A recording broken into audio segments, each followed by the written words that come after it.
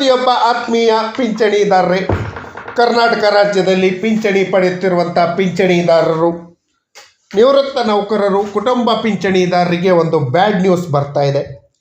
ಈಗಲೇ ಏನಾದರೂ ನೀವು ಎಚ್ಚೆತ್ತುಕೊಂಡಿಲ್ಲ ಅಂದರೆ ನಿಮಗೆ ಬರ್ತಿರೋಂಥ ಪಿಂಚಣಿ ಸೌಲಭ್ಯಗಳು ರದ್ದಾಗುವಂಥ ಸಾಧ್ಯತೆ ಇದೆ. ಸರ್ಕಾರ ಪಿಂಚಣಿದಾರರಿಗೆ ಭಾರಿ ಅನ್ಯಾಯವನ್ನು ಮಾಡಿದೆ.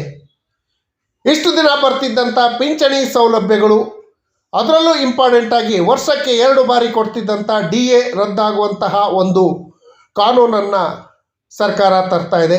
ಇದರಿಂದಾಗಿ ಪಿಂಚಣಿದಾರರು, ನಿವೃತ್ತ ಪಿಂಚಣಿದಾರರು, ಅದರಲ್ಲೂ ಮುಖ್ಯವಾಗಿ ಕುಟುಂಬ ಪಿಂಚಣಿದಾರರಿಗೆ ಭಾರಿ ಅನ್ಯಾಯ ಆಗತ್ತೆ.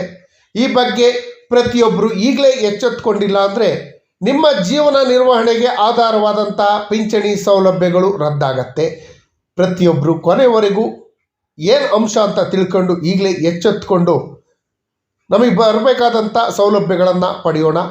ಈ ಎಲ್ಲ ಮಾಹಿತಿಯನ್ನು ತಮ್ಮ ಮುಂದೆ ಶೇರ್ ಮಾಡೋದಕ್ಕಿಂತ ಮುಂಚಿತವಾಗಿ ಯಾರೆಲ್ಲ ಈ ಚಾನಲ್ಗೆ ಸಬ್ಸ್ಕ್ರೈಬ್ ಆಗಿಲ್ಲ, ದಯವಿಟ್ಟು ಕೆಳಗಡೆ ಕಾಣ್ತಾ ಇರೋಂಥ ಸಬ್ಸ್ಕ್ರೈಬ್ ಬಟನನ್ನು ಒತ್ತಿ ಬೆಲ್ ಐಕನನ್ನು ಕ್ಲಿಕ್ ಮಾಡಿ ಆಲ್ ಅಂತ ಮಾಡಿ.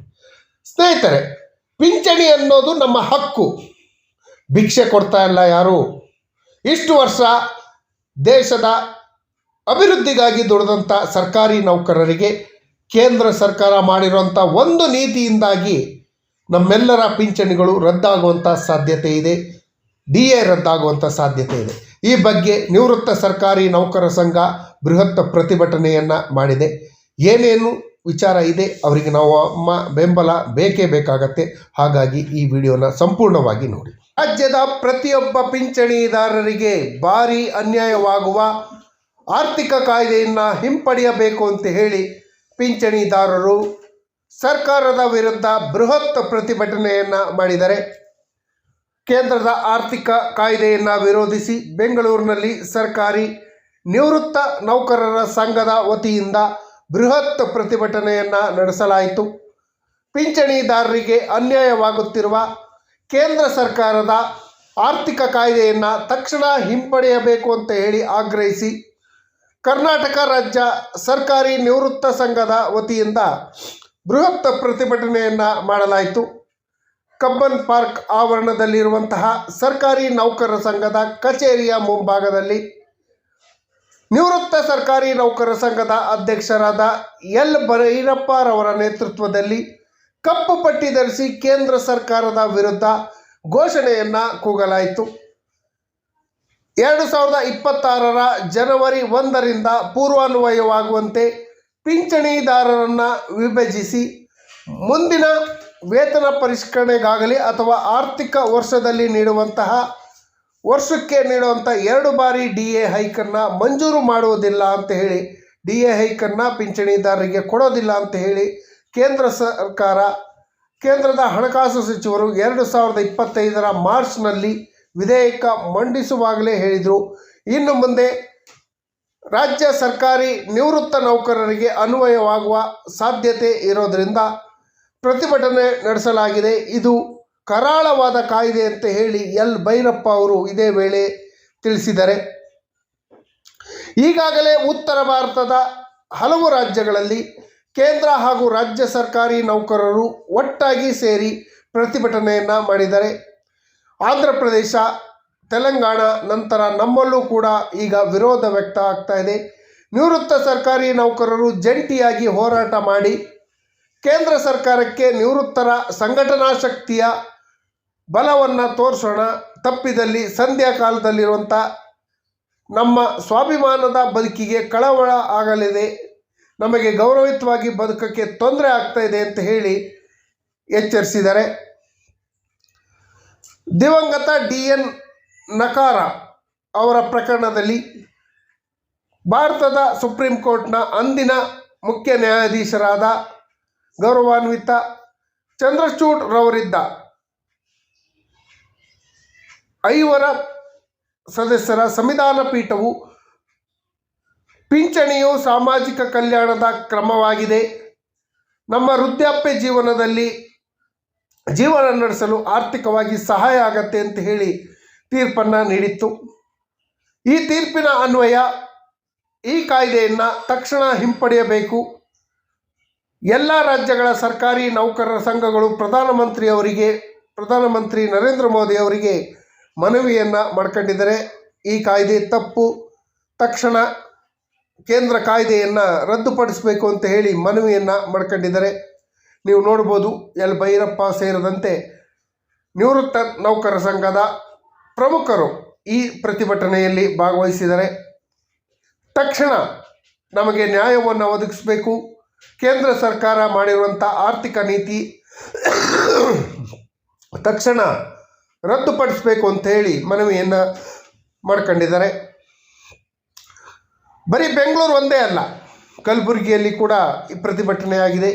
ಶಿರಾದಲ್ಲಿ, ರಾಜ್ಯಾದ್ಯಂತ ಎಲ್ಲ ಕಡೆಯಲ್ಲೂ ಕೂಡ ನಿವೃತ್ತ ಸರ್ಕಾರಿ ನೌಕರರು, ಪಿಂಚಣಿದಾರರು, ಕುಟುಂಬ ಪಿಂಚಣಿದಾರರು ಪ್ರತಿಭಟನೆ ಮಾಡಿ ಜಿಲ್ಲಾಧಿಕಾರಿಗಳ ಮೂಲಕ ಅಥವಾ ತಹಸೀಲ್ದಾರ್ ಮೂಲಕ, AC ಅವರ ಮೂಲಕ ಮನವಿಯನ್ನು ಸಲ್ಲಿಸಿದರೆ ನಿವೃತ್ತ ಸರ್ಕಾರಿ ನೌಕರರು ಹಾಗೂ ಪಿಂಚಣಿದಾರರು, ಕುಟುಂಬ ಪಿಂಚಣಿದಾರರಿಗೆ ಮುಂದಿನ ದಿನಗಳಲ್ಲಿ ನಿವೃತ್ತಿ ವೇತನ, ಪಿಂಚಣಿ ಪರಿಷ್ಕರಣೆ ಮಾಡಲು ಸಾಧ್ಯ ಇಲ್ಲ ಅಂತ ಹೇಳಿ ಕೇಂದ್ರ ಸರ್ಕಾರದ ನೀತಿ ವಿರೋಧಿಸಿ ಬುಧವಾರ ನಿವೃತ್ತ ಸರ್ಕಾರಿ ನೌಕರ ಸಂಘದಿಂದ ಪ್ರತಿಭಟನೆಯನ್ನು ಮಾಡಿ ಮನವಿಯನ್ನು ಸಲ್ಲಿಸಿದ್ದಾರೆ. ಕೇಂದ್ರ ಸರ್ಕಾರ ನಿವೃತ್ತ ಸರ್ಕಾರಿ ನೌಕರರಿಗೆ ನೀಡ್ತಾ ಇದ್ದಂತಹ ಇಯರ್ಲಿ 2 times DA ಹೈಕ್ ಇನ್ನು ಮುಂದೆ ಕೊಡಲು ಸಾಧ್ಯ ಇಲ್ಲ ಅಂತ ಹೇಳಿ ತೀರ್ಮಾನ ಮಾಡಿದೆ. ಕೇಂದ್ರ ಸರ್ಕಾರದ ಹಣಕಾಸು ಸಚಿವೆ ನಿರ್ಮಲಾ ಸೀತಾರಾಮನ್ ರವರು ನಿವೃತ್ತ ಸರ್ಕಾರಿ ನೌಕರರಿಗೆ ಹಾಗೂ ಕುಟುಂಬ ಪಿಂಚಣಿದಾರರಿಗೆ ಮುಂದಿನ ದಿನಗಳಲ್ಲಿ ಪರಿಷ್ಕರಣೆ ಮಾಡಲು ಸಾಧ್ಯ ಇಲ್ಲ ಅಂತ ಹೇಳಿರೋದು ಆಘಾತಕಾರಿ. ಕೇಂದ್ರದ ನೀತಿ ಕೈಬಿಡಬೇಕು, ಹಿಂದಿನಂತೆ ನಿವೃತ್ತಿ ವೇತನ ಹಾಗೂ ಪಿಂಚಣಿ ಪರಿಷ್ಕರಣೆಯನ್ನು ಮಾಡುವಂತೆ ಒತ್ತಾಯಿಸಿ ತಹಸೀಲ್ದಾರ್ರವರಿಗೆ ಮನವಿಯನ್ನು ಸಲ್ಲಿಸಿದ್ರು. ಈ ಸಮಯದಲ್ಲಿ ಹಲವಾರು ಜನ ನಿವೃತ್ತ ಸರ್ಕಾರಿ ನೌಕರ ಸಂಘದವರು ಭಾಗವಹಿಸಿದರು. ಜೊತೆಯಲ್ಲಿ ಉತ್ತರ ಕರ್ನಾಟಕದ ಹಲವಾರು ಜಿಲ್ಲೆಗಳಲ್ಲೂ ಕೂಡ ಈ ಪ್ರತಿಭಟನೆ ವ್ಯಾಪಕವಾಗಿ ನಡೆದಿದೆ. ನಿವೃತ್ತ ನೌಕರರು ಹಾಗೂ ಪಿಂಚಣಿದಾರರ ಸಮಸ್ಯೆಗಳಿಗೆ ಸ್ಪಂದಿಸಬೇಕು, ಕೇಂದ್ರ ಸರ್ಕಾರ ತಕ್ಷಣ ತನ್ನ ನೀತಿಯನ್ನು ಕೈಬಿಡಬೇಕು, ನಿವೃತ್ತಿ ವೇತನ ಹಾಗೂ ಕುಟುಂಬ ನಿವೃತ್ತಿ ವೇತನ ಪರಿಷ್ಕರಣೆ ಮಾಡಲು ವಾರ್ಷಿಕವಾಗಿ ನೀಡುತ್ತಿದ್ದಂತಹ 2 ಬಾರಿ ನೀಡ್ತಾ ಇದ್ದಂಥ ತುಟ್ಟಿ ಭತ್ಯೆಯನ್ನು ನೀಡಲು ಸಾಧ್ಯ ಇಲ್ಲ ಅಂತ ಕೇಂದ್ರದ ನೀತಿ ಖಂಡಿಸಿ ರಾಜ್ಯದ ನಿವೃತ್ತ ಸರ್ಕಾರಿ ನೌಕರ ಸಂಘದವರು ಪ್ರತಿಭಟನೆಯನ್ನು ಮಾಡಿದ್ರು. ನಾನು ಒಂದಂತೂ ತಿಳ್ಕೊಳ್ಬೇಕು ಅಂತ ಹೇಳಿದ್ರೆ, ನಿವೃತ್ತ ಸರ್ಕಾರಿ ನೌಕರರು, ಪಿಂಚಣಿದಾರರು ಸರ್ಕಾರಕ್ಕೆ ಏನು ಮಾಡಿದ್ರು, ಕೇಂದ್ರ ಸರ್ಕಾರಕ್ಕಾಗಲಿ ಅಥವಾ ರಾಜ್ಯ ಸರ್ಕಾರಕ್ಕಾಗಲಿ ನಾವು ಏನು ತಪ್ಪು ಮಾಡಿದ್ದೀವಿ ಅನ್ನೋದು ನನಗಂತೂ ಅರ್ಥ ಆಗ್ತಾ ಇಲ್ಲ. ಪ್ರತಿಯೊಂದು ಕಾನೂನುಗಳು ನಿವೃತ್ತ ಸರ್ಕಾರಿ ನೌಕರರು ಹಾಗೂ ಪಿಂಚಣಿದಾರರ ಮೇಲೆ ತರ್ತಾ ಇದ್ದಾರೆ. ಮೊದಲೇ ಬರ್ತಾ ಇದ್ದಂಥ ಪಿಂಚಣಿ ಅತಿ ಕಡಿಮೆ, ಅಂಥ ಪಿಂಚಣಿಯನ್ನು ಹೆಚ್ಚು ಮಾಡೋಕ್ಕೆ ಪ್ರತಿ ವರ್ಷ 2 ಬಾರಿ DAಯನ್ನು ಕೊಡ್ತಾಯಿದ್ರು. ಆ DAಯನ್ನು ಕೂಡ ಈಗ ಕೊಡೋದಿಲ್ಲ ಅಂತ ಹೇಳಿರೋದು ಎಷ್ಟು ಸಮಂಜಸ? ನಿವೃತ್ತ ಸರ್ಕಾರಿ ನೌಕರರು, ಪಿಂಚಣಿದಾರರು, ಕುಟುಂಬ ಪಿಂಚಣಿದಾರರು ಬದುಕಬೇಕು ಬೇಡವೋ? ಅವರು ಈ ದೇಶ ಕಟ್ಟುವಂಥ ಕೆಲಸ ಮಾಡಿಲ್ವಾ? ಇಷ್ಟು ವರ್ಷ ರಾಜ್ಯ ಕಟ್ಟಕ್ಕೆ, ದೇಶ ಕಟ್ಟಕ್ಕಾಗಿ ಹಗಲು ರಾತ್ರಿ ಅಂತ ಕೆಲಸ ಮಾಡಿಲ್ವಾ? ಸುಪ್ರೀಂ ಕೋರ್ಟ್ ಆದೇಶನೇ ಇದೆ, ನಿವೃತ್ತಿ ವೇತನ ಅಂದರೆ ಪಿಂಚಣಿ, ಭಿಕ್ಷೆ ಎಲ್ಲ ನೌಕರನ ಹಕ್ಕು ಅಂತ. ಅಂಥದನ್ನು ಕಸ್ಕೊಳ್ಳೋದು ಎಷ್ಟು ಸಹಜ? ದಯವಿಟ್ಟು ಕೇಂದ್ರ ಸರ್ಕಾರ ಈ ಬಗ್ಗೆ ಗಮನ ಹರಿಸಿ ಪಿಂಚಣಿದಾರರಿಗೆ ತೊಂದರೆ ಆಗ್ತಿರೋಂಥ ನೀತಿಗಳನ್ನು ರದ್ದುಪಡಿಸಬೇಕು ಅಂತ ಹೇಳಿ ಮನವಿಯನ್ನು ಮಾಡ್ಕೊಳ್ತೀನಿ.